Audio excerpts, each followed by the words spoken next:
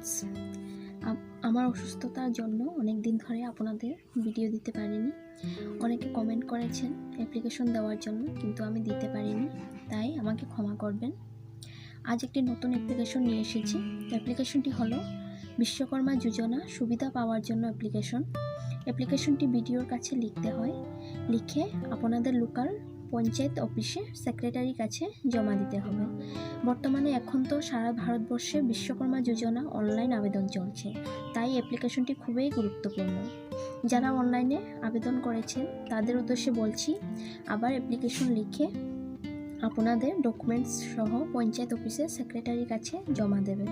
তো অ্যাপ্লিকেশনটি কীভাবে লিখতে হয় এখানে দেখুন, আমি লিখেছি। এখন হচ্ছে টু দ্য ভিডিওর কাছে লিখতে হবে। তো এখানে হচ্ছে ব্লকের নামটা, আপনাদের যে ব্লকের নাম সেই নামটা এখানে লিখে দেবেন। এখানে থ্রু দ্য প্রপার চ্যানেল, আমি খোয়াই ত্রিপুরা থেকে লিখেছি, তো আমি এখানে খোয়াই ত্রিপুরা লিখেছি, তো আপনারা আপনাদের শহরটা স্টেটটা লিখবেন। এখানে হচ্ছে ডেটটা লিখে দেবেন। বিষয় বিশ্বকর্মা যোজনা সুবিধা পাওয়ার জন্য আবেদন।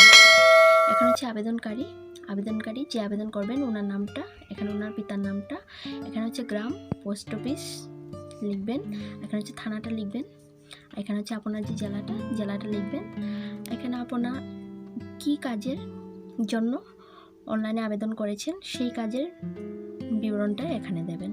এখন হচ্ছে অ্যাপ্লিকেশনে অনলাইন আবেদন করলে যে অ্যাপ্লিকেশনের একটা নাম্বার থাকে সেই নাম্বারটা এখানে লিখে দেবেন। আর এখানে হচ্ছে আপনার মোবাইল নাম্বারটা লিখবেন।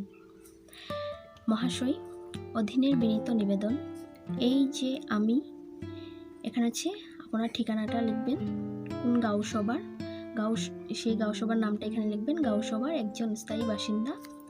আমি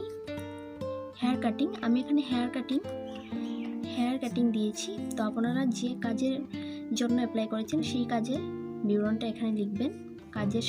হেয়ার কাটিং কাজের সাথে যুক্ত, তাই এই কাজের সুবিধা পাওয়ার জন্য মহাশয়ের নিকট বিনীত আবেদন যেন উক্ত কাজটি দেওয়ার জন্য আমাকে সহায়তা করিবেন।